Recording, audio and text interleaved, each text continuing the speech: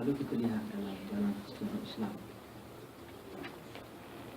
kita akan dapati golongan-golongan yang boleh dikategorikan terawal terlibat di dalam membawa agama, memberikan penjelasan tentang agama. Mereka digelar sebagai al-fuqaha wal muhaddithin, orang-orang yang faqih dan orang-orang yang muhaddith, yakni penghafal ataupun riwayat teks-teks hadis Nabi SAW.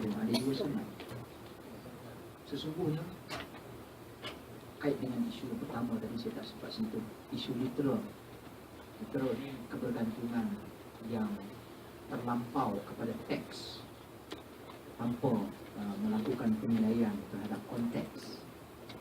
Dan begitu juga sebaliknya, ada yang konteks sudah tinggal teks berada, itu masalah itu jadi juga. Jadi sahabat-sahabat sekalian, saya nak sentuh, kita nak cakap bahawa hadis ni kita kena faham persamaan dan perbezaan antara al-fiqh wal hadis.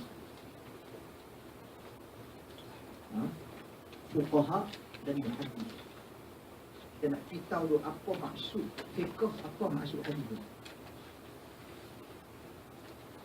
Sahabat-sahabat, dia sebenarnya kita kena faham, dia ada sumber agama, dia ada cara nak faham sumber agama.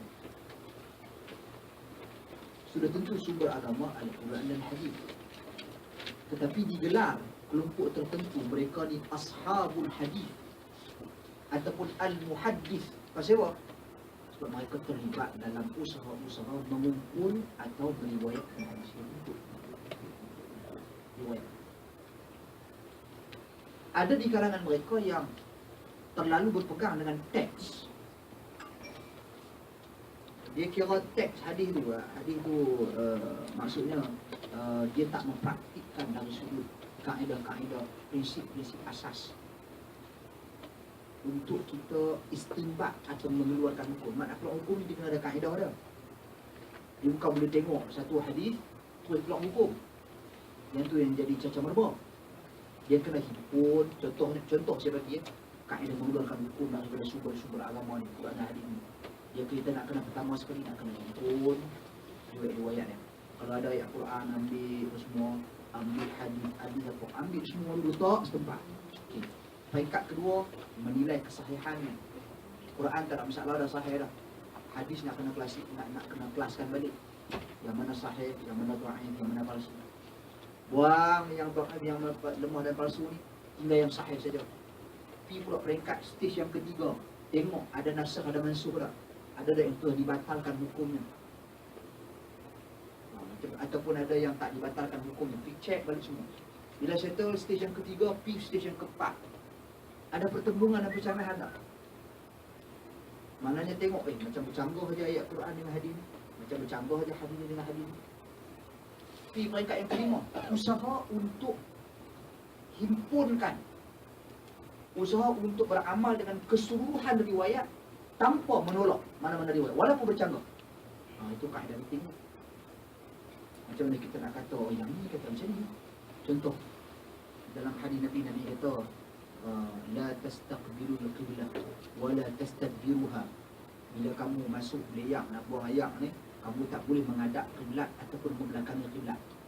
Itu hadis Abu Ayyub Al-Ansari radhiyallahu anhu. Tapi dalam satu hadis yang lain, sahabat Nabi dia panjat rumah Hafsah radhiyallahu anha. Dia panjat bukan tujuan nak menghadap tak, tapi dia terlihat Nabi sedang duduk menunaikan hajat Nabi. Nabi SAW membelakangi kiblat. So bercanggah tak antara dua teks ni? Satu hadis tentang ucapan Nabi, satu hadis tentang perbuatan Nabi. Bila berlaku percanggahan, dua-dua ni sahih. Sahih. Isunya kaedah macam mana kita nak faham ni. Yang ni dia kena bagi ilmuwan-ilmuwan, ulama-ulama fiqh. Ini berkongsi idea, berkongsi kaedah untuk memahami benda ni. Sebab tu dulu orang tak pisahkan antara ulama fiqh dengan ulama hadis, sama aja. Sebab bila orang faham maksud hadis, faham maksud fiqh, orang lihat ada persamaan dan hubungan yang jelas. Fiqh, bila kata fiqh, Kaedah bercakap cerita. Fiqh ni maksud dia sahabat-sahabat sekalian. Apa maksud fiqh Ustaz Ijaz? Ma'rifatu al-ahkam al-ilmiyah al-syar'iyyah bi'adillatiha al-tafsiliyah. Tak gitu Ustaz Ijaz? Ha? Ustaz Ijaz bagi endorsement okey. Mengetahui hukum hakam yang berkaitan dengan amal perbuatan kita. Amal perbuatan kita. Melalui apa? Melalui dalil-dalilnya secara terperinci. Maknanya fiqh juga berkehendak kepada nas dan dalil. Itu asas fiqh tu. Dalil, antara dalil apa dia? Hadis. Antara sumber yang terbesar setelah Al-Quran Al-Karim adalah hadis Nabi SAW. Itu sahabat-sahabat sekalian. Sebab tu kita jangan pisahkan benda ni. Ada orang kata, hang ni hadis dia, hang ni fiqh dia. Tak. Dia mesti ada keterikatan. Saling tolong-menolong, melengkapi antara satu dengan yang lain. Fiqh tanpa hadis, kosong. Hadis tanpa fiqh pun tak faham. Dia mesti saling lengkap melengkapi. Ada teks saja, tetapi tidak ada kaedah untuk memahami teks. Tak ada guna. Apatah lagi, ada kefahaman, tapi tak ada teks. Isu juga. Menyebabkan pandangan-pandangan dan pendirian-pendirian tersasar. Okay. Itu basic yang perlu kita faham tentang ilmu. Kemudian, sahabat-sahabat sekalian, saya nak pergi sikit bila sebut pasal hadis ini. Hadis ini masyarakat satu ilmu yang sangat luas. Ilmu basic yang sangat luas. Ilmu riwayat. Sama ada kaedah menerima riwayat, kemudian menganalisa riwayat, kemudian menyampaikan semula riwayat tersebut. Meriwayatkan semula. Mula-mula kita terima. Lepas kita terima, kita lakukan penganalisaan, semakkan. Dia boleh pakai, tak boleh pakai. Riwayat dia okey, tak okey. Bercanggah atau tak dengan riwayat lain dan sebagainya. Jadi pembohong, tak pembohong. Semak balik, susun galuh riwayatannya. Dan bila kita dapat yang itu, kemudian kita nak sampaikan. Dan dalam proses kita nak sampaikan, setelah kita analisa, kita sendiri faham ke tak faham apa yang kita nak sampaikan. Ataupun just kita nak riwayatkan sahaja. Ada orang riwayatkan sekali dengan penjelasan. Contoh kita ambil Imam Malik bin Anas dalam kitab dia Al-Muwatta. Kalau benda ni agak sikit, ilmiah sikit. Tapi penjelasan kongsi yang bersama. Di dalam kitab dia bagi penjelasan. Dia riwayatkan hadis dengan sedikit penjelasan dan pandangan dia terhadap hadis. Imam Bukhari, dia bagi penjelasan, tapi dia tak ulas. Dia bagi penjelasan melalui tajuk yang dia letak dalam kitab. Tajuk Imam Bukhari itu membawa makna dan pengertian ataupun pendirian dia dalam sesuatu permasalahan. Sebab tu keluar sampai tesis PhD. Walaupun kita buka Sahih Bukhari tu nampak hadis je, tapi sebenarnya tajuk dia begini. Mengapa Imam Bukhari letak hadis ni dalam bab ni, dalam tajuk ni? Ulama buat tesis PhD. Ilmu buat tesis PhD tentang fiqh kefakihan Al-Imam Bukhari melalui tajuk yang diletak dalam bab-bab kitab hadis tu. Ini satu nampak sangat bahawasanya dulu ulama dulu tak ada masalah. Beberapa sekali. Maknanya ahli fiqh juga ahli hadis juga adalah ahli fiqh.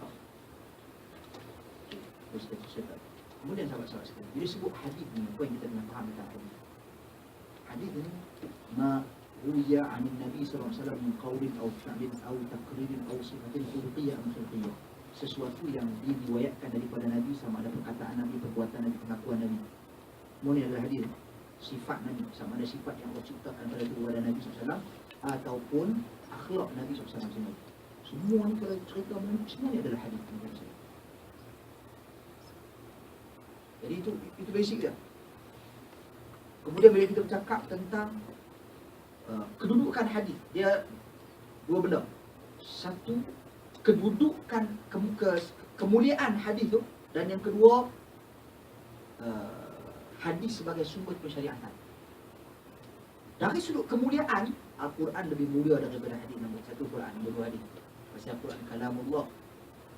Hadis adalah perkataan Nabi SAW, juga merupakan wahyu daripada Allah Subhanahu Wa Taala. Tapi dari sudut pensyariatan, Al-Quran dan hadis setara, sama, sumber hukum. Bila kita faham macam ni, automatik kita dah tolak golongan-golongan anti hadis.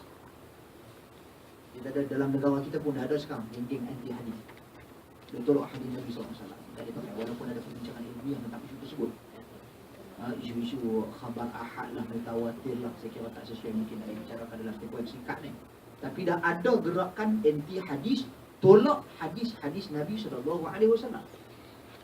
Atas alasan kita kembali kepada Quran. Salah tu. Sebenarnya dari sudut sumber pensyariatan, Al-Quran dan hadis setara. Tapi dari sudut kemuliaan, Al-Quran lebih tinggi muliaannya daripada hadis. Sebab tu baca Quran setiap huruf kita berikan sebagai ganjaran pahala. Tapi kalau baca hadis saja, tak baca secara umum sebagai ilmu, dia dapat pahala mudah-mudahan insya-Allah. Tapi huruf-hurufnya tak sama seperti Al-Quran tadi.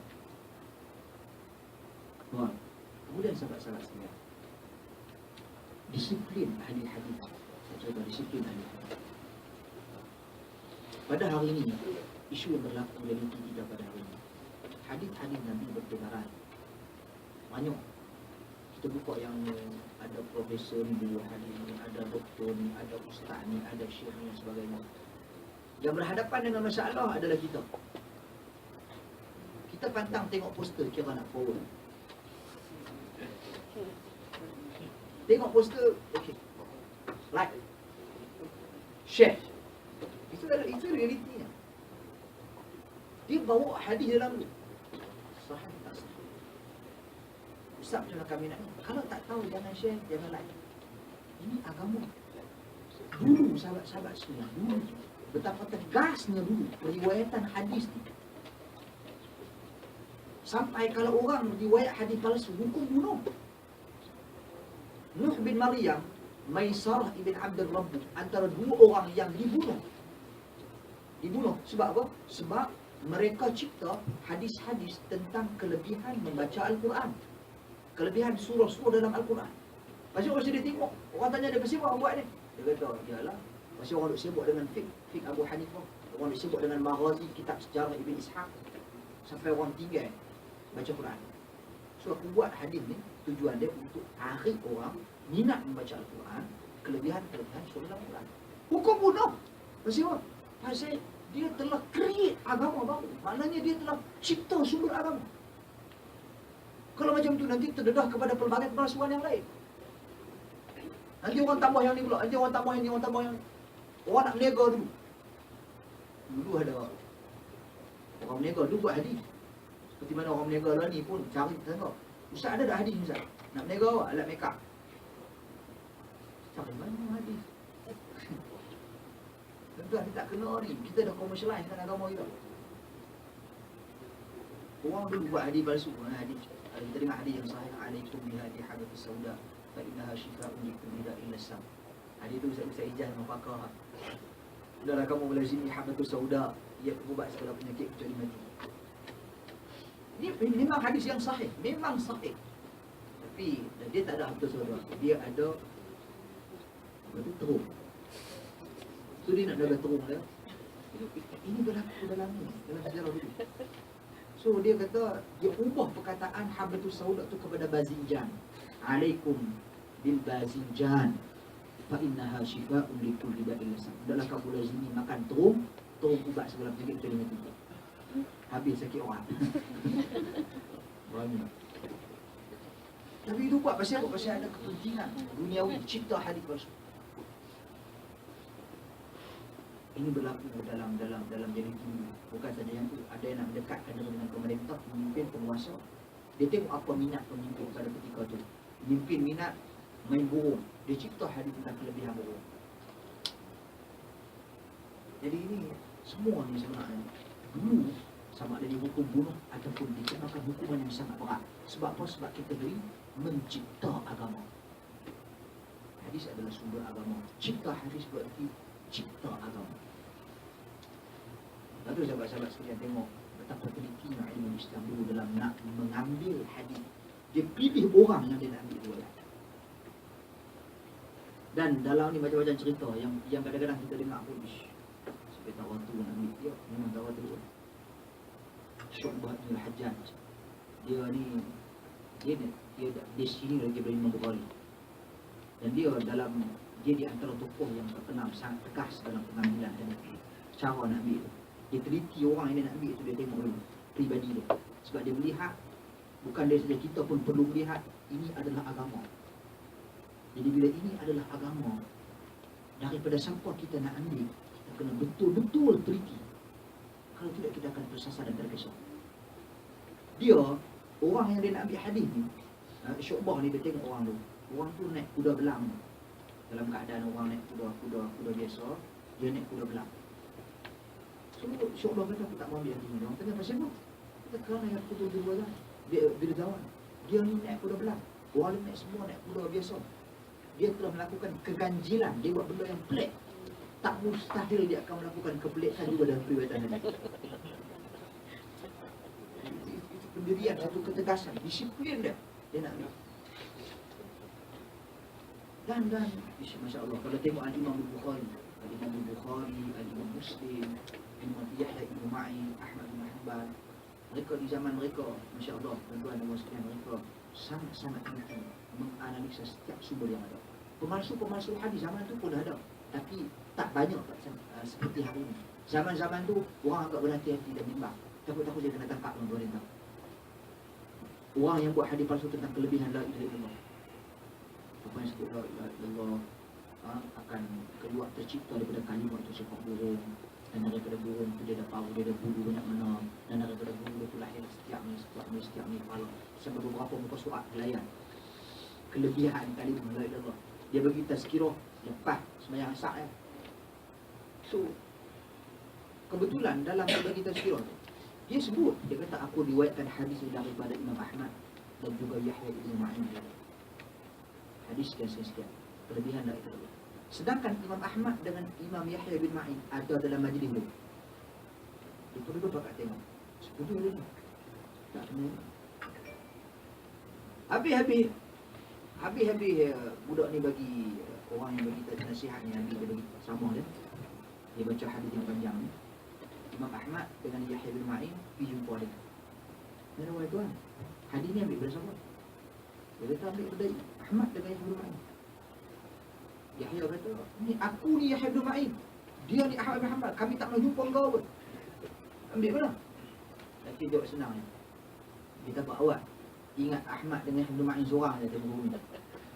Ada lagi yang ramai lagi Yahya bin Ma'in. Ahmad bin Hanbal yang lain lagi yang aku jumpa. Maknanya dia ni kaki kelentong lah, burung lah.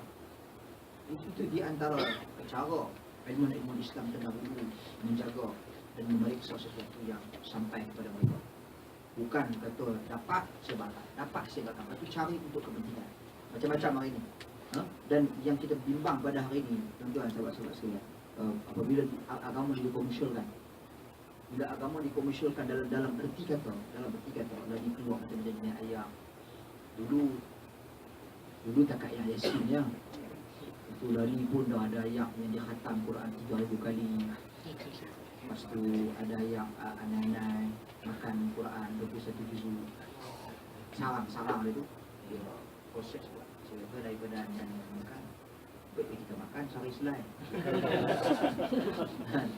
Pagi-pagi ni buat kopi tu, koyak Quran, selai, bubuh dalam ayat. Kita minum sehari sekali.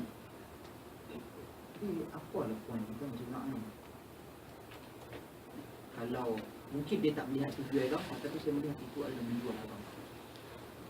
Sampai lepas ni NPO dengan gelit tak cari makan kopi mereka tu kan. Wangi mereka tu. Dan ni dah ada pewangi tu. Yang mana dibacakan padanya ayat-ayat suci Al-Quran, yang mana siapa pasang kereta, wangi kereta dia akan selamat. Keselamatan. Dah ada jual. Ini siapa? Sebenarnya belum ada dah. Lepas tu yang terbaru keluar pula pencuci muka yang dibaca dalam ayat Quran. Saya kata simplicity tak cari makan. Ini sampai semua benda ni. Kita pening. Zaman kita dulu saya ingat capal Nabi ingat. Masa tu orang ni dapat projek, dia dapat supply capal Nabi untuk jemaah haji. Bayangkan jemaah haji kita 25,000 orang gitu. Dia dapat supply capal Nabi, mana yang bag tu dapat sekali jenis capal. Jadi pakcik capal Nabi ni dia bentuk dia. Sahih tak sahih aja pun satu bab dah. Kalau benda-benda yang meragukan macam ni, sahih tak sahih, tak tepi lah. Nama pun duduk kalut. Logo capal Nabi punya bentuk dia macam hujung kaki dia lebih tajam sikit. Jadi orang tua pakai dia sangkut betul. Jadi sangkut maksudnya bila dia melangkah, oleh kerana dia hujung dia belakang tu, tapak dia tu belakang, dia macam tajam, dia macam kubah. So dia berlanggar antara kasut dengan kaki kita, dengan betis. Jadi bila berlanggar ni, orang tua ni dia potong dia kerat. Dia kerat yang tajam tu dia belah.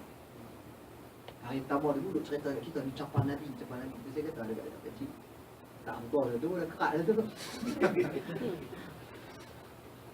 Tapi itu adalah mentaliti dia. Orang dengan nama agama sikit, bubuh dalam ayat Quran sikit, oh ini adalah Islam dan ini adalah yang paling kufur. Itu sebenarnya konsep yang salah dalam kita menilai sesuatu. Kalau boleh praktik disiplin hadis ni, disiplin hadis ni adalah disiplin mendengar sesuatu, menganalisa dan kemudian meriwayatkan sesuatu yang telah dianalisa. Ada disiplin yang kalau kita ikut konsep ni.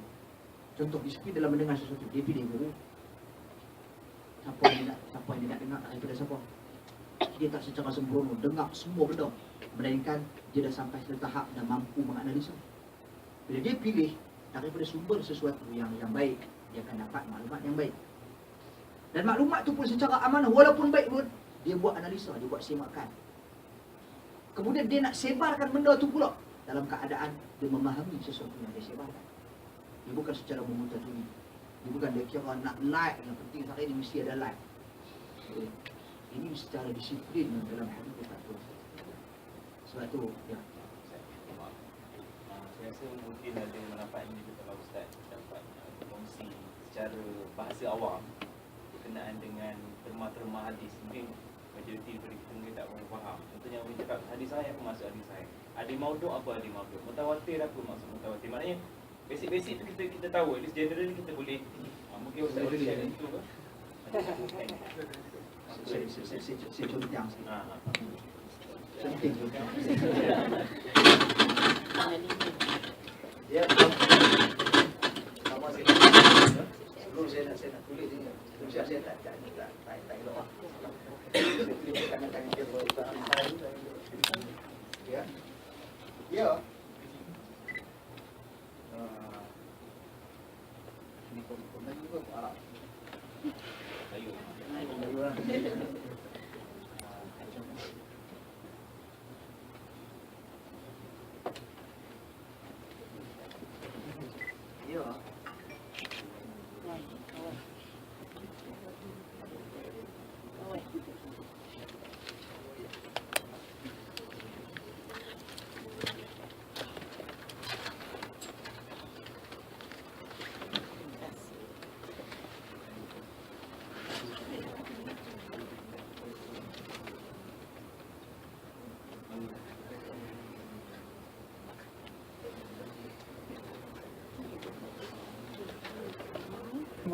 Satu riwayat yang diriwayatkan daripada jumlah yang sangat ramai kepada jumlah yang sangat ramai, yang mana mustahil dengan jumlah itu mereka berpakat untuk berbohong. Jadi mustahil dibohong itu dibanyak mutawatir. Al-Quran mutawatir riwayatan. Bila mutawatir ni dia ada hukum yang istimewa, automatik sahih. Walaupun sahih ba'an ini dibicarakan di sini. Bila mutawatir dia ada hukum istimewa, automatik saja. Dan hadis mutawatir ni sikit tak banyak. Quran semua mutawatir, tapi hadis mutawatir sangat sikit. Yang banyaknya hadis adalah ahad. Ahad dia apa dia? Riwayat yang mana jumlah perawinya tak sampai tahap mutawatir. Ilmuwan hadis dia bahagikan kepada tiga. Dia ada gharib, dia ada aziz, dia ada masyhur. Simple eh. Simple. Jangan susah. Jangan berat minda. Bagi mudah ya. Gharib ni satu hadis yang diriwayatkan daripada seorang kepada seorang kepada seorang. Seorang aja. Orang lain tak cerita pun. Contoh, hadis pertama dan terakhir dalam Sahih Bukhari. Hadis pertama, innamal a'malu binniyat. Hadis tu yang meriwayatkan dengan lafaz innamal a'malu binniyat. Lafaz itu daripada Nabi seorang saja, Umar. Orang ni tak riwayatkan daripada Nabi dengan lafaz. Dan kalau ada pun, ianya dhaif. Itu dia panggil hadis gharib. Soal dia sahih tak sahih, yang tu kita kena cerita kat sini pula. Tapi dari sudut jumlah dia yang riwayatkan tu, seorang-seorang, oh konsep ini adalah gharib. Kalau dua orang kepada dua orang, katakanlah Umar dan Abu Bakar. Lepas tu daripada Umar dan Abu Bakar tu, Nafi' dan juga Waqi', contoh. Ambil pula dua orang kepada dua orang, dia panggil Aziz. Masyhur, jumlahnya ramai, 3 orang mungkin lebih, tapi dia tak sampai mutawatir. Kita dengar kadang-kadang, ini hadis ni masyhur. Tapi kita kena ingat, bila kata gharib, tak semestinya dia lemah dan tak semestinya dia sahih. Sebab ini kita melihat hanya dari perspektif jumlah rawi. Dekat sini. Dia nak kena pindah dari sini, dia nak kena pergi kepada ni last yang menentukan. Cuma mutawatir ni dia ada satu kelebihan, iaitu dia automatik dan sahih, keistimewaan. Tapi dia sangat sedikit, boleh hilang mutawatir. Tak banyak. Kebanyakannya hadis dia berada di kawasan. Itu dari sudut jumlah dia. Lepas tu kalau pergi dari sudut sandarannya, sandaran ni bermaksud siapa orang yang terakhir menyebut lafaz. Nabi ke? Kalau Nabi dia panggil marfu'. Sahabat ke? Kalau sahabat dia panggil mauquf. Tabi'in ke? Tabi'in dia panggil maqtu'. Allah ke? Dia panggil qudsi. Itu dia dah sini. Marfu'. Dia ada mauquf. Dia ada maqtu'. Dia ada qudsi. Ini sandaran dia. Dan banyak pun hadis yang sandaran dia kepada Nabi marfu', tapi rupanya dia tak boleh diterima pun. Faham? Sebab dia hanya melihat kepada siapa yang meriwayatkan ataupun yang disandarkan riwayat tersebut kepadanya. Contoh saya ambil hadis Nabi. Ini diriwayatkan dalam kitab. Nabi kata, man atisa athna'i kalamihi fahuwa dalil sidqi. Siapa yang bersin ketika mana dia cakap, itu berarti dia cakap benar. Cakap bersin lah kita kan. Dia bercakap benar.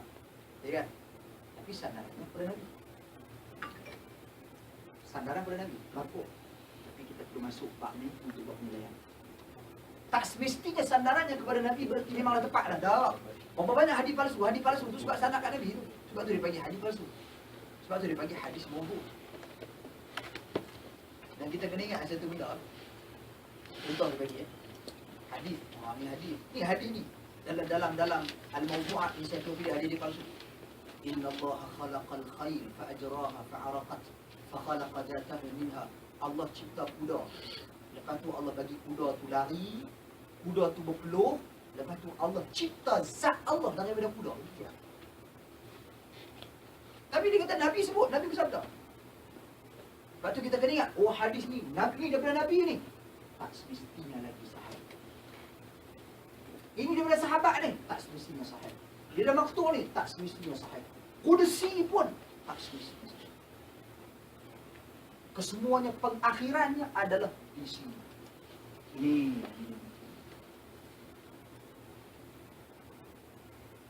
Ya. Ini basic. Okey. Saya bagi satu ni. Kita jangan berat. Bagi mudah. Boleh dia nak habis salin.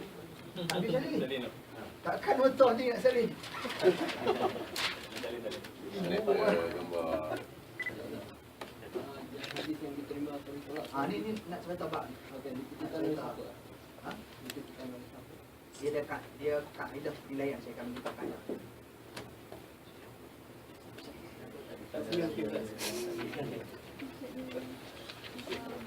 Maktuk ni tabi'i, okay, dan boleh dimasukkan sekali dengan tabi'i.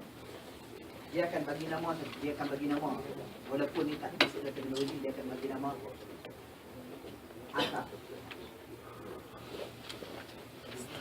Athar ni riwayat selain sahabat Nabi, tapi mereka dikategorikan ataupun riwayat bermula dari sahabat Nabi, tabi'in, tabi'ut tabi'in, generasi 3 generasi terawal itu disebut sebagai dengan perkataan athar.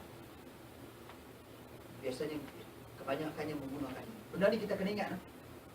Nak dapat ni kesimpulan ni, nak dapat kesimpulan semua ni, ilmuwan Islam dia kumpul daripada pembuku-pembuku terawal ataupun pengumpul-pengumpul terawal disiplin ataupun dia panggil ilmu mustalah hadis, prinsip-prinsip asas, teori-teori asas hadis, daripada Ar-Ramahul Muzi, pergi kepada Al-Imam Al-Hakim, pergi kepada Ibnu Salah, pergi kepada Al-Imam Nawawi, pergi kepada Ibnu Hajar Al-Asqalani, sebelumnya Al-Iraqi, pergi kepada As-Sakhawi, pergi kepada As-Suyuti. Mereka ini semua orang-orang yang terlibat meletakkan satu kaedah asas dalam teori penilaian sesuatu. Mereka ni letak kaedah asas. Semua kaedah-kaedah ni semua daripada mereka digabungkan, dibuat ni sebab memang ada pandangan-pandangan yang mungkin berbeza, tapi ini adalah satu kesimpulan yang mana majoriti daripada kalangan ahli hadis menggunakan prinsip ataupun rincian ataupun pembahagian yang sama. Mengenai ilmiah benda ni payah. So cuma dah mungkin saya tak minat ilmu agama ni kurang. Kalau sekiranya sudah hadis itu datangnya dari Rasulullah, mengapa dia masih dimasuk ke dalam kategori boleh diterima atau ditolak? Tidakkah dia automatik? Cemerlang. Saya bagi macam ni. Saya Alif Ustaz Ijaz.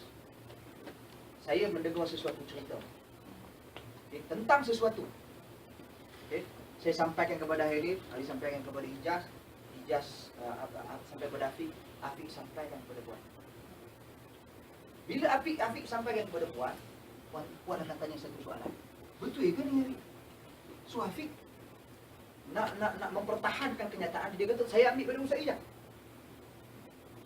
Katakanlah Puan tak kenal Ustaz Ijaz siapa? Siapa Ustaz Ijaz tu, betul ke dia? So kemudian Afiq pun kenal kalau latar belakang Ustaz Ijaz. Dia ni mengaji sekian. Nak yakinkan lagi Afiq kata, saya ambil Ustaz Ijaz ni ambil pada Haidil, kawan baik saya, takkan dia bohong. Nak yakin lagi, ambil pada Ustaz betul kali. Nak yakin lagi seterusnya. Ini dia bagi susul galut periwayatan. Jadi dalam susul galut periwayatan ini, dia akan ada orang yang lemah ingatan, dia akan ada orang yang kuat hafalannya, dia meriwayatkan seperti mana yang dia dengar. Dia akan ada pembohong, pun akan ada pendusta, kaki bohong, yang memalsukan sesuatu kerana kepentingan dia ke, ataupun kerana permusuhan dia ke, dan sebagainya. Dia buat cerita palsu. Itu orang yang dapat berakhir. Jadi benda yang sama juga dalam teori hadis. Nabi tak ada masalah, bukan masalah Nabi ni. Sahabat tak ada masalah, bukan masalah sahabat. Tetapi orang yang mendakwa riwayat ini datang daripada sahabat. Mereka tu yang perlu kita teliti dan kenal pasti. Per orang. Dan ilmu ini untuk mengenal pasti per orang ini telah dibukukan tu. Telah ada ensiklopedia, himpunan biodata mereka per orang. Setiap individu. Sebab tu kita hari ni besar. Ada 70 jilid, ada 80 jilid, ada 50 jilid. Contoh saya ambil satu.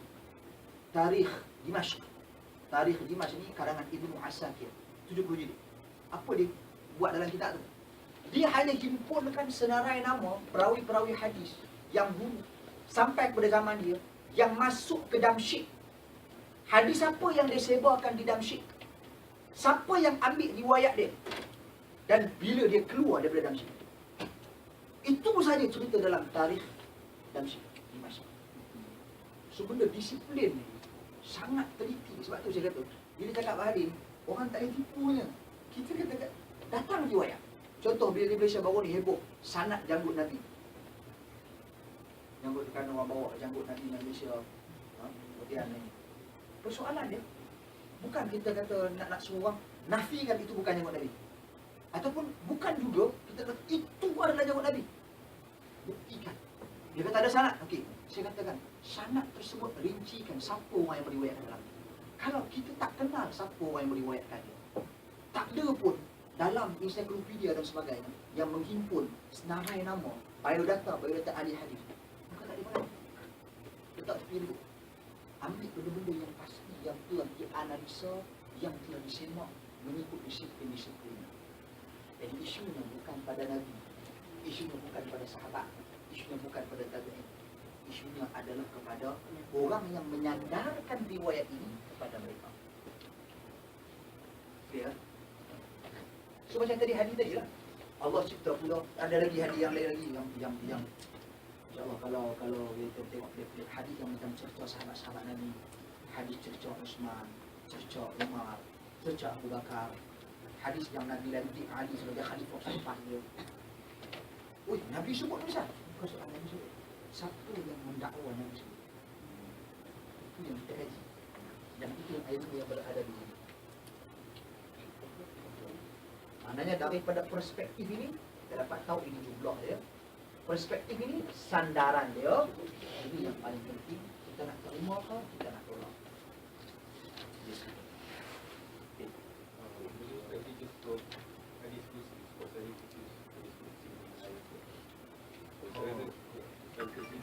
Saran kepada Allah.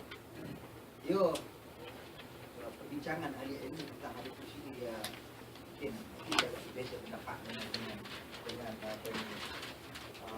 teori dalam sistem pendidikan kita yang menyatakan hadis kursi ini adalah satu riwayat yang Allah Subhanahu Wa Taala wahyukan kepada Nabi. Okay. Makna daripada Allah, ayat dia tu daripada Nabi sallallahu alaihi wasallam. Itu teori kita. Makna daripada Allah, tapi lafaz daripada Nabi sallallahu alaihi wasallam. Itu hadis kursi. Maknanya Allah wahyu kepada Nabi sallallahu alaihi wasallam, tapi Nabi sebut dengan lafaz Nabi. Itu teori yang saya kira dalam sistem pendidikan kita disebut macam tu. Tapi kalau kita buat sedikit analisa dan kajian, sebenarnya kalau kita dalam macam itu, maknanya bagaimana dengan harian yang dia lalu, sedangkan Nabi juga bercakap bahasa wahyu. Nabi bercakap juga. Sebab tu paling tepat untuk pengertian hadis kursi ni, dia tak seperti Al-Quran. Dia Allah Subhanahu Wa Taala turunkan, tapi Allah tak perintah dia dimasukkan dalam Al-Quran. Dia sandaran ni kepada Allah. Allah sebut, Allah berfirman. Tapi dia bukan ayat Al-Quran. Itu letakkan yang saya kira yang tepat tentang hadis kursi. Sebab kalau kita kata makna daripada Allah, lafaz daripada Nabi sama seperti hadis lain. Sebab Nabi wama yantiqu 'anil hawa in huwa illa wahyu yuha. Muhammad tak bercakap sesuatu mengikut hawa nafsunya, sebaliknya apa yang dia cakap adalah wahyu yang Allah wahyukan ke atas Nabi sallallahu alaihi wasallam. Okay. Jadi dia bukan Al-Quran. Maknanya dia bukan Al-Quran, baca yang tidak mendapat baca yang setiap bulan kita dapat dalam pahala. Cuma ia adalah datang daripada Allah Subhanahu Wa Taala kepada Nabi, tetapi tak diperintahkan untuk dimasukkan dalam Al-Quran. Itu maksud hadis. Okey. Sedikit saya nak bagi pasal terima dan tolak ni, Pak. Isu ni panjang sebenarnya. Terima dan tolak. Terima dan tolak.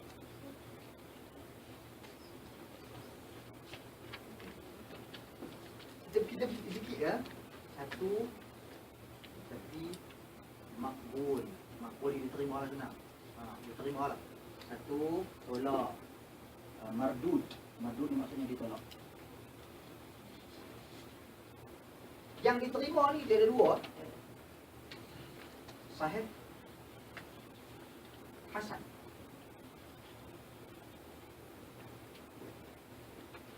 Sahih, hasan.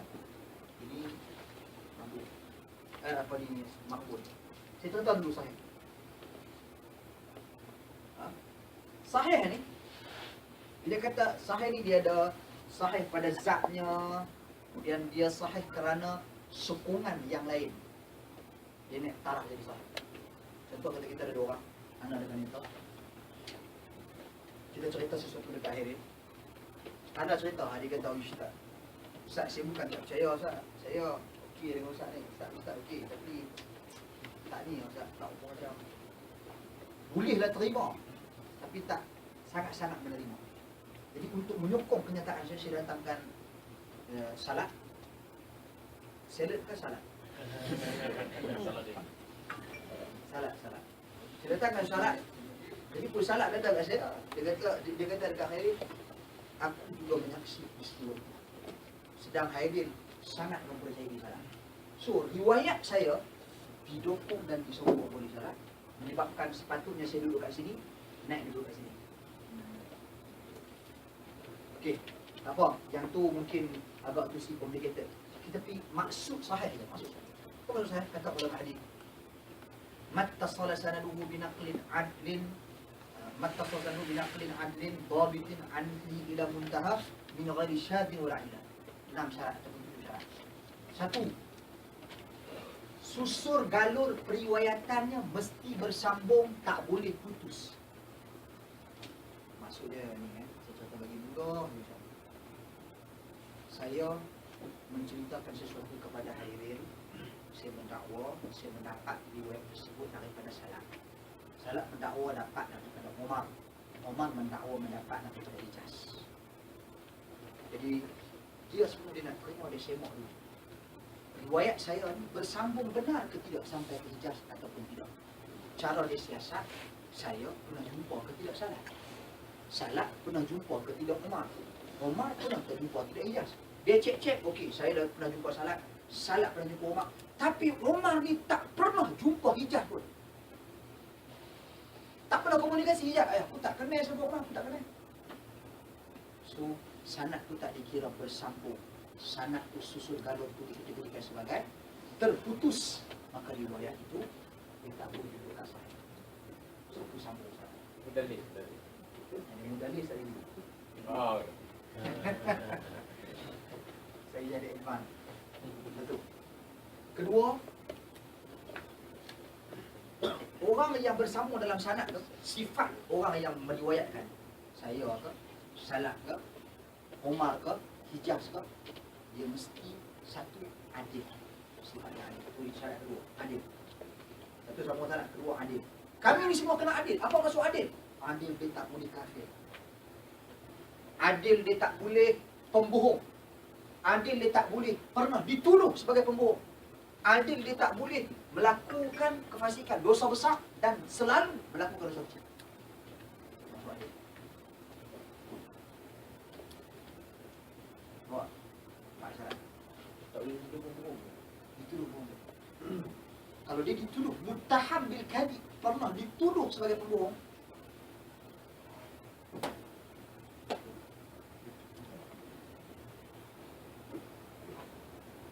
dia mesti disiplin.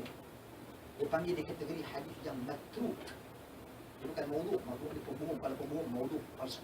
Palsu. Jadi matruk ni ditolak sebab apa? Sebab orang yang meriwayatkan pernah dituduh sebagai pembohong. Dia kena hati-hati. Dia strict dalam bab tu. Pasal nak kategori sahih. So mesti semua kena adil. Kemudian syarat yang ketiga, dhabit. Dhabit ni maksudnya kekuatan, sama ada kekuatan hafalan dia atau tulisan yang dipercayai. Orang buat nota ni kisah. Apa kisah buat nota kan? Di kalangan kita ni ada orang yang dipercayai tulisan. Di kalangan kita pula ada orang yang buat hidung kelas-kelas. Dia tulis paruh, contiang 8 paruh. Contoh jadi dia duduk dalam kelas tu, dia bukan apa ni, ini pun dia tu. So orang tak percaya kalau hang tulis nota pun tak percaya. Tapi kalau fulan dia ni tulis, aku percaya. Sebab apa? Sebab dia memang betul-betul tulis, dia rakam, dia balik, dia tulis dan sebagainya. Itu realiti, itu dia kena babik. Maksudnya yang meriwayatkan ni Sama ada dia ni kuat hafalan dia, ataupun kalau dia tulis, tulisan dia orang percaya. Tapi kalau hafalan dia ni lupa, tak ada keluar kelas lupa, tulis pun macam-macam tulisan tak betul dan sebagainya. So, dia tak boleh berada di sini.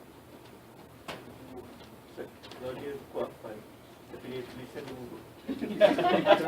Bergantung pada hafalan. Sebab tu babit ada dua. Satu sama ada dipercayai hafalan dia, ataupun dia percayai tulisan dia. Dari mana dah tulis buruk? Semua ada iPad. Semua tulis elok kan. Okey. Lepas tu, syarat dia yang keempat, an mithlihi. Orang yang adil, yang babit tadi ni, kuat hafalan ataupun dipercayai tulisannya, mesti meriwayatkan daripada orang yang sama taraf dengannya, sama adil dengannya, sama babit dengannya. Tak boleh mentang-mentang dia kata aku dari orang percaya lah semua, jadi aku boleh riwayatkan daripada orang yang orang tak percaya. Tak boleh. Prinsip dalam ilmu hadis betul tak boleh diterima. Dia mesti sama taraf dengan dia. Orang tu pun dipercayai, orang tu pun sama ada dia kuat hafalannya ataupun dipercayai tulisannya. Ila muntaha sampai ke akhir syarat. Min ghairi syadin, syarat kelima, tanpa ada sebarang keganjilan, pelik. Macam apa? Contoh dalam Sahih Muslim ada hadis yang penting. Sahih Muslim, hadis ini sanad dia, nampak sahih dia. Tapi isu dia, teks hadis itu macam pelik. Apa yang peliknya pada teks hadis itu? Hadis yang sahih, hadis yang lain dalam Sahih Bukhari kata, kalau sedekah dengan tangan kanan, dua tangan kiri tak nampak. Tapi berlaku keterbalikan dalam Sahih Muslim. Sedekah dengan tangan kiri, dengan kanan tak nampak. Sini ada keganjilan yang berlaku. Yang perlu kita kena semak semula. Macam mana? Apabila ni human error orang. Jadi saya mau ada kesilapan. Ada kesilapan. Kesalahan sebagai manusia benda itu biasa berlaku. Dan juga syarat yang keenam, tanpa ada kecacatan yang tersembunyi. Tanpa ada kecacatan yang tersembunyi. Maksud kecacatan yang tersembunyi ni, sahabat-sahabat sekalian, dia macam Ustaz Ida sebut tadi, mudallis.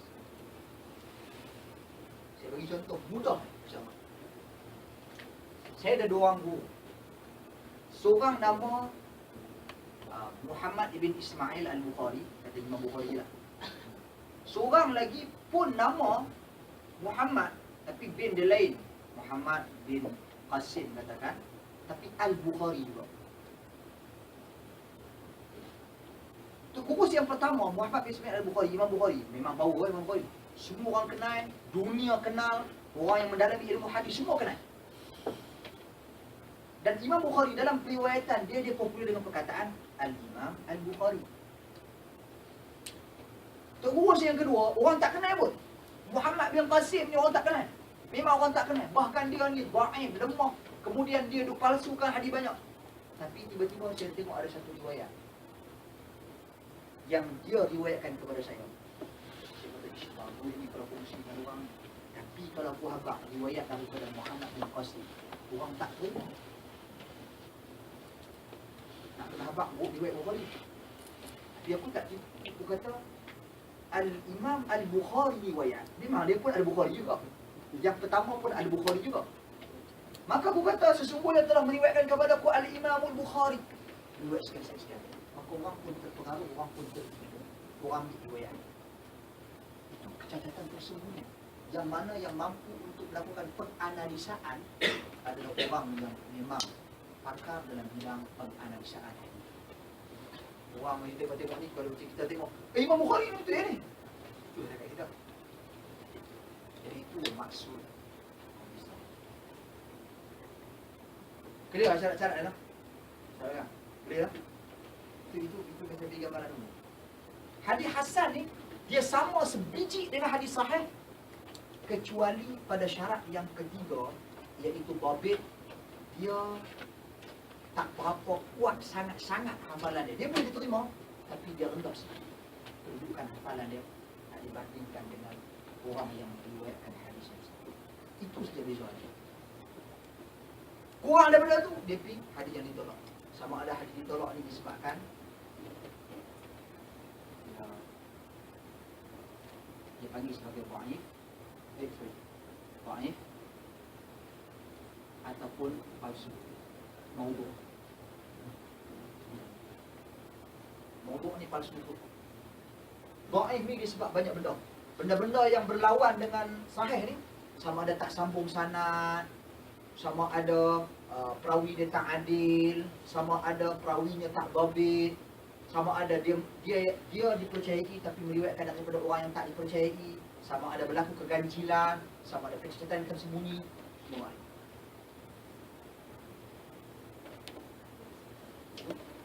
Maudhu' ni senang ya, satu prinsip dia, pembohong, pendusta, bohong, diriwayatkan hadis otomatik riwayat palsu. Dan kita kena ingat sini, kadang-kadang orang salah faham. Contoh hadis an-nadhafatu minal iman. Kebersihan itu sebagian daripada iman. Perkataan lafaz an-nadhafah minal iman, hadis tu makna dia betul. Sebab di sana ada hadis Nabi, at-tahur syatrul iman. Suci itu sebahagian penjuru daripada iman. Makna dia betul, tetapi lafaz dia tak betul. Nabi tak pernah sebut perkataan an-nadhafatu minal iman. Nabi tak pernah sebut.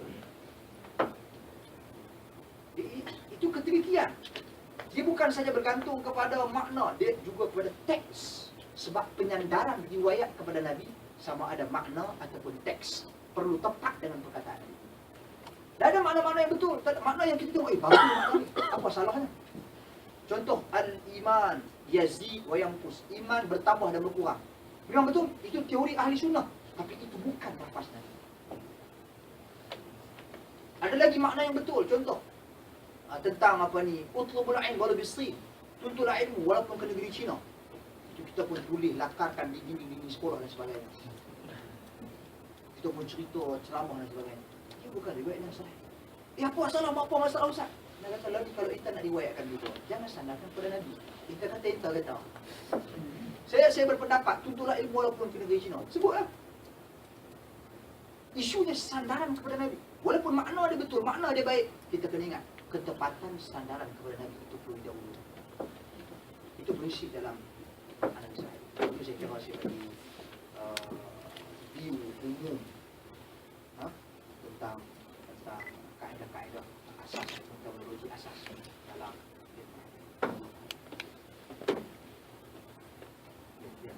Dan kalau yang terima tolak, konsep terima tolak ni dia berguna untuk berhujah ataupun berguna untuk dia beramal? Berhujah, nak beramal dan sebagainya. Dan nak berhukum. Kalau taif sama orang memang tak boleh beramal. Tak hilang. Saya bagi settle. Cantik bagus soalan. Maudhu' confirm 100%, tak ada khilaf. Tak ada bangan. Pasal dia bohong, palsu. Tapi kalau dhaif ni kan saya katakan tadi, dia disebabkan benda-benda seperti dia lemah hafalan. Sedangkan ini dia sendiri dia bukan pembohong, tapi dia tu lemah hafalan. Nampak? Benda-benda macam ni. Kemudian orang yang, contoh saya bagi ya, orang yang dipercayai tulisannya, tapi bila tulisan dia hilang, dia lemah hafalan. Dia lemah hafalan. Dia bergantung pada tulisan. Contoh Imam Abdul Razak As-San'ani. Dia ni betul-betul bergantung kepada tulisannya. Dia pergi mana-mana kitab. Dulu kitab tak macam ni. Lalu orang mula iPad, orang dah guna internet. Hilang iPad kau rosak ke, ada dalam Dropbox ada lagi. Dia simpan. Dia. Bila tu ada kita simpan dalam tu. So kita boleh upload dan download balik bila-bila masa. Dulu kitab tulis tangan. Kalau orang ambil sikit orang bertitik dah pening lah. Bubuh titik, jim tukar jadi ha, tukar jadi jim. Ha tukar jadi kha, bubuh titik. Tu boleh ubah makna, tu boleh ubah maksud. Fa tukar jadi qa, bubuh titik dua. Seperti tambah alif, tambah yang ni, tambah yang ni. Boleh ubah hukum, boleh ubah agama. So, sebab tu di kitab, dia tidur atas kitab. Tapi berlaku musibah, kitab dia terbakar. Dia tu Imam Ahmad bin Hanbal, bila kitab dia terbakar, riwayat dia setelah kebakaran kitab mula dikritik oleh ahli-ahli. Sebab dia tak bergantung dengan hafalan, dia bergantung dengan tulisan. So benda-benda tertentu di dalam dhaif. Tapi Imam Abdul Razak ni dia bukan pembohong. Dia bukan pendusta. Tapi disebabkan kebergantungan dia kepada kitab dia terbakar, kitab dia hilang, menyebabkan riwayat dia mula dikritik dan dinilai. Okey. Pembohong tolak. Yang dhaif inilah yang kita masuk dalam hukum beramal dengan hadis dhaif. Ini pun agak lebar perbincangan. Saya bagi gambaran umum saja. Dia macam ni lah sahabat-sahabat. Dia kalau kita dalam kehidupan kita, saya bagi kita nak balik nak menego, kita nak cari orang salah. Itu punya orang yang percaya. Orang yang kita yakin kata dia tak bohong, tak tipu duit kita, tak tipu kepakaran kita, tak menggunakan kita, orang yang ikhlas dan sebagainya. Itu dalam urusan dunia kita. Makan, cari Zabira. Application. Cek mana dalam tu nak Ustaz jangan lupa tak ada dalam Zabira ni Ustaz, tak boleh narai, tak ada pergi makan. Penting cak dengan bawa ni pusing cari kedai ni segede. Cari yang Zabira. Okey, tak apa. Kita kena follow lah pasal benda tu ada. Tapi adakah bererti semua kedai yang tak ada dalam Zabira bererti tak halal semua? Tak juga kan. Tak juga, tak semestinya benda tu berlaku. Tapi kita sendiri kita nak cari untuk diri kita sesuatu yang kita rasakan terbaik. Itu juga dengan agama. Disiplin ahli hadis nak cerita lagi. Kalau Imam Bukhari dan Muslim, hadis lemah ni tak dimakan tu. Dia cara mutlak. Imam Muslim tu sebut dalam mukadimah dia. Bawa hadis Nabi. Kafa bil mar'i kadiban ay yuhadditha li kulli ma sami'a. Memadai seseorang tu dikategorikan sebagai pendusta kalau dia riwayatkan semua benda yang dia dengar. Dia bawa lagi hadis Nabi, man kadzaba alayya muta'ammidan falyatabawwa maq'adahu minan nar. Siapa yang berbohong ke atas, berdusta ke atas dengan sengaja, siap sedia tempat dia dalam neraka. Asalkan hadis-hadis yang macam ni, dia sangat teliti dalam riwayatkan hadis. Maka dia berpendapat hadis dhaif ini tak boleh beramal kerana lemah. Dia lemah ni takut-takut berlaku dalam agama kita buat sesuatu benda yang tak kuat dan tak kukuh. Fakta lemah. Macam mana kita nak buat perbezaan agama? Itu Bukhari dan Muslim. Bahkan Syu'bah bin Hajjaj, Yahya bin Ma'in, Abdullah bin Mahdi, dan Malik ulama hadis. Pandangan yang kedua, boleh beramal dengan hadis dhaif secara mutlak. Ini pandangan Imam Abu Hanifah. Juga ada yang menyandarkan kepada Imam Syafi'i. Jadi Imam Syafi'i dia ada syarat-syarat juga. Imam Abu Hanifah pasal zaman dia dihadapi masalah hadis kurang sampai dekat dia. Kita kena faham zaman kita lain, zaman dulu lain. Zaman dulu nak dapat riwayat kita senang telefon, SMS ustaz. Tweet ustaz tolong ni hadis ni je ustaz. Kalau ustaz tu tak jawab, apa ni ustaz tak jawab? Ustaz ni tak layan saya. Ustaz ni maki lah ustaz. Ustaz dia punya peti. Tanya soalan pendek, memang pendek. Kita nak jawab ni hukum berangkai. Saya kata tak ada lah, kalau tu silap hubungi saya telefon. Ustaz telefon lah saya. Apa dia? Jadi dia pandai-pandai pula. Jadi apa yang saya nak katakan di sini? Benda kita mudah nak cari nak semua hadis. Dulu nak cari dan semua hadis. Masya Allah perjalanan mereka jauh. Hadis Tamim Ad-Darimi jumpa SB tu. Itu sahih ke macam mana? Jumpa apa? Semalam tu lah yang jumpa SB. Astagfirullah. Pandai-pandai dia. Sahih. Hadis Tamim Ad-Dari radhiyallahu anhu Muslim. Hadis yang sahih tentang peristiwa Dajjal. Dajjal membuat jasasah di tengah lautan. Nabi SAW mengiyakan. Hadis juga dikatakan sebagai hadis jasasah dan juga hadis tayyibah. Sebab tu Nabi sebut Madinah ni Nabi, lepas Nabi dengar riwayat tu, Nabi pukul tongkat Nabi di mimbar. Nabi kata hadhihi tayyibah, hadhihi tayyibah, hadhihi tayyibah. Benarlah seperti bukan kepada kalian. Bumi Madinah ni tayyibah, tayyibah, tayyibah. Sebab apa? Sebab Dajjal tak boleh.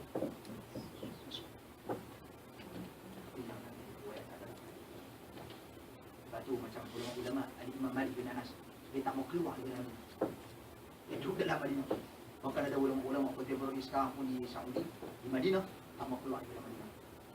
Sebab mereka nak mati di Madinah. Kata Nabi dalam hadis, man istata'a an yamuta bil Madinati falyaf'al fa inni ashfa'u liman mata biha. Barang siapa yang mampu untuk mati di Madinah, maka lakukanlah. Aku akan bagi syafaat kepada orang yang mati. Jadi isu orang ini yang kedua, isu Imam Abu Hanifah. Dia bila hadis payah sampai, bila ada sesuatu hadis walaupun baginya dhaif, dia kata perlu didahulukan daripada perkataan orang, daripada ambil perkataan idea dia orang, dia ambil ihtibar. Itu pendapat asalnya. Macam tu juga Imam Syafi'i rahimahullah. Itu pendapat yang kedua. Pendapat yang ketiga, pendapat kedua ni banyak kritikan tafsir zaman itu pun zaman yang susah berdapat hadis dan sebagainya. Maknanya bukan mudah-mudah nak cari, nak kena pergi cari, nak pergi Madinah, nak pergi ke Makkah, nak pergi ke tempat-tempat yang ramai sahabat Nabi baru boleh dapat. Yang ketiga, boleh beramal tapi ada syarat. Yang ni yang majoriti ulama hadis pakai pada hari. Ini majoriti. Boleh beramal, nak beramal boleh, tapi tak syarat. Apa syarat dia? Satu, dhaif tu dia tak boleh sanad-sanad dhaif. Lemah tu dia tak boleh sanad-sanad lemah. Dia ada lemah sikit-sikit. Nak tahu macam mana tu? Itu kita kena tahu. Kita tak boleh kata boleh beramal dengan hadis dhaif ikut pendapat ni, tak boleh. Kita kena tahu syarat-syarat. Syarat-syarat ataupun dhaif tu tahap mana kesalahan. Kedua, hendaklah dhaif itu hendaklah hadis itu berkaitan dengan kelebihan beramal. Targhib wa tarhib. Hadis-hadis yang bertindak sebagai pendorong saja untuk orang buat sesuatu amalan. Dia tak boleh create amalan baru, tak boleh. Membawa pada hukum tak boleh. Tetapi pendorong. Contoh, hadis-hadis lemah tentang kelebihan solat duha. Ya. Ada dia lemah tentang kelebihan baca Quran. Ya. Bukan palsu, ada lemah. Contoh macam Yasin, qalbul Quran. Itu lemah tu mana? Lemah, sangat-sangat lemah. Ikut syarat pun tak kena orang. Tapi ada orang kata dihimpun riwayat dia yang banyak riwayat dia banyak. Ada satu tesis master pun riwayat pasal hadis kelebihan surah Yasin sahaja. Dia buat. Penganalisaan dia mendapati, dia kata bagi pandangan dia hadis ni dia tak lemah, sangat-sangat lemah. Dia lemah sikit-sikit. Ya, tengok sampai situasi kita di Malaysia pun sebenarnya banyak hadis-hadis palsu sama kita tidak yang sangat popular. Dan setiap tahun bila ada, kita kan seasonal punya ni, kita sampai time puasa ada di pasal Kelebihan tarawih. Kelebihan tarawih malam ni dapat ni pahala, malam tu pahala ni kan. Banyaklah maknanya. Tapi setiap tahun kita berulang ulang macam seolah-olah tidak ada. Sebab tu kita cadangkan baru ni dalam Hamzah Persetujuan Lajnah Pentasihan Al-Quran dan Al-Hadis. Kita macam mana benda ni dalam konteks Asia, benda yang agak baru. Orang cakap pasal Quran, orang cakap pasal tajwid, pembetulan bacaan Al-Quran dan sebagainya. Tapi orang kurang bercakap tentang penelitian dan penganalisaan hadis-hadis dan tersebut. Bila kita dapati benda ni serius, benda ni ada kaitan. Dia ada kaitan dengan keselamatan negara. Golongan-golongan yang buat takwilan palsu ke atas hadis-hadis, bahkan riwayat-riwayat yang palsu, sehingga membawa kepada ancaman keselamatan negara. Terus cadangkan benda ni kepada Datuk Seri Zahid, dia setuju, dia terus dia umumkan dalam ucapan pengumuman dia sebagai naib presiden, iaitu meluluskan usaha untuk diwujudkan lembaga penapisan teks Al-Quran dan Al-Hadis. Banyak sangat kita bimbang pada hari ini. Orang cakap suka je hadis Nabi. Kemudian sebaran di dalam internet, Facebook, poster-poster itu suka. Ini hadis mana ni? Lepas tu bila kita tanya dia kata, Ustaz dia senang dia punya ni. Tak boleh dulu. Tapi kita tak tahu, kita stop. Jangan diwayatkan. Sebab kita akan dikategorikan menyampaikan sesuatu yang tidak benar tentang Nabi SAW.